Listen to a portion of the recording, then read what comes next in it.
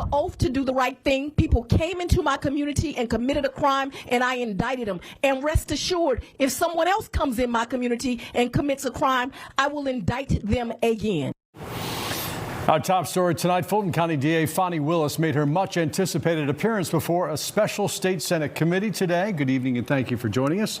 I'm Russ Spencer. I'm Courtney Bryant. The committee is investigating allegations of misconduct against Willis in the 2020 election interference case. Fox 5's Deidre Dukes is live at the state capitol with more on today's hearing. Deidre? Yeah, that hearing room was packed as state lawmakers, Willis supporters, and local and national media all gathered to hear her testimony after months of waiting. And as you can imagine, she didn't hold back.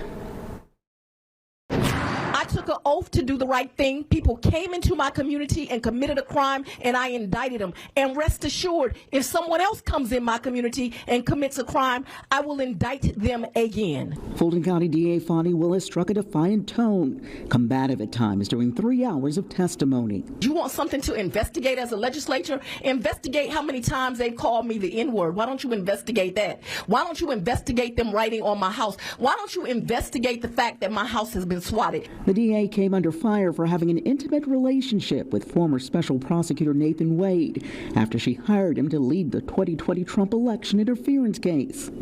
The Senate committee began looking into accusations of potential conflicts of interest and the misuse of state funds in 2024 after Willis denied allegations that she benefited financially from her relationship with Wade. Willis lashed out at the committee while defending him. And then Mr. Wade would be the first one in the office making sure that my staff arrived. He corrected their behavior. They thought that 8:30 meant 8:30. He taught them that 8:30 means 7:45. He got there before them. He left after him. He taught them how to do this case, and he was a leader to that team and a public servant. And for that, him like me has been threatened thousands of times. This is a witch hunt. This is a hearing of the Senate. Willis and fellow Democrats accused the Republican-led committee of targeting her because she brought charges against President Trump. It wasn't a political indictment because the fact of the matter is these guys actually tried to overturn the election. Republicans reject that claim. I think about my friends who spent hundreds of thousands of dollars defending themselves against these politically motivated charges, and that's the witch hunt. And we were today trying to get to the bottom of the witch hunt that went on against the president and the other Georgians and people from out of state that had to endure this prosecution. So as you can see, a lot of fireworks and heated exchanges during that hearing today. As for DA Willis, she did not talk to reporters as she left the Capitol this afternoon. At the state capitol, Deidre Dukes, Fox 5 News. Deidre, thanks. DeKalb County deputies have arrested a man accused of killing a man and assaulting a woman during a home invasion. Daryl Gerard Lawson Jr. is charged with murder along with other charges.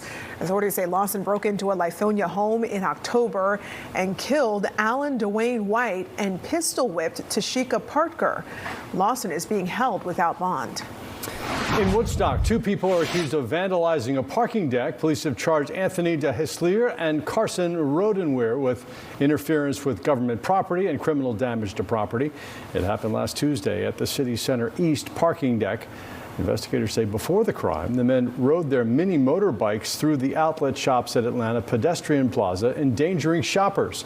And while in an elevator, they say security cameras captured the suspects doing burnouts, filling the elevator with black smoke and damaging the ADA accessible flooring and subfloor beneath. New video shows the moments police rescued a little boy from a sewer drain. Come here. Hi, buddy. Come here. I'm here to help you.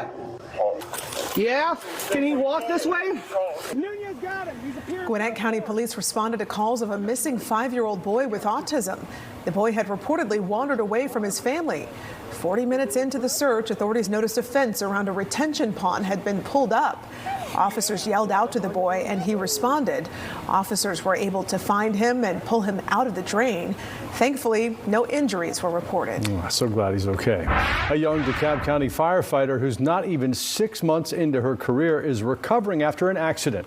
We first told you about the truck accident 2 weeks ago, and now for the first time, one of the hospitalized firefighters is sharing her story with Fox 5. Our Kevin Stewart joins us live tonight from Grady, where she is still recovering. Kevin?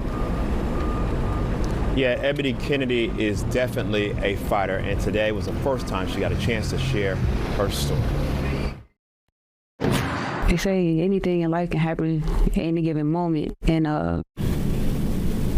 you don't actually expect things like that to happen to you. But I feel like I'm getting better every day. Every day. Ebony Kennedy has been at Grady Memorial Hospital for almost 2 weeks. She's already had 4 surgeries following an accident on Rockbridge Road when a fire truck crashed responding to a call. Ended up hitting a tree and lost my leg, and we were entrapped inside the vehicle. Kennedy is a rookie, just started firefighting in August after 10 challenging months in the academy.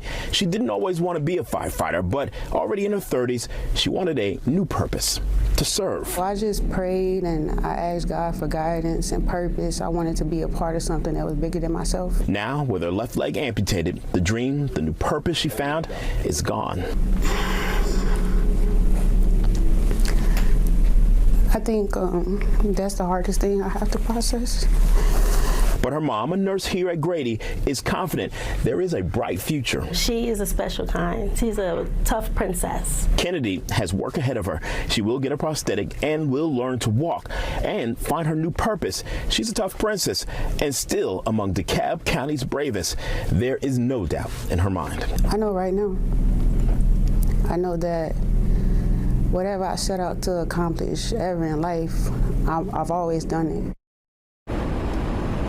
Now, we do expect her to check out of the hospital on Friday, and that's when she'll move over to the Shepherd Center, where she will begin her rehab. Also worth noting, the Firefighters Union has set up a GoFundMe for her. Reporting live in downtown Atlanta, Kevin Stewart, Fox 5 News. She has quite a spirit. We wish her the best. Kevin, thank you. A Meriwether County elementary school has moved to remote learning after a flu outbreak on campus. According to the school district, the illness is sweeping through Mountain View Elementary. Fox 5 obtained a letter from the Georgia Department of Public Health that advised the school to close until further notice. Health officials recommended children stay home and avoid large group gatherings. It also urged adults and children to limit in-person interactions until the outbreak subsides. The school is being deep cleaned. The world's busiest airport is gearing up for yet another busy holiday travel period. This is a live look now at Hartsfield-Jackson International Airport tonight. Officials say holiday travel increased significantly since the COVID-19 pandemic, of course, and they expect it to be the busiest holiday travel period since the pandemic, with 5.3 million travelers. The travel period runs from Friday through Sunday, January 4th. As always, passengers advised to arrive at the airport at least 2 hours before departure for domestic flights and 3 hours for international flights.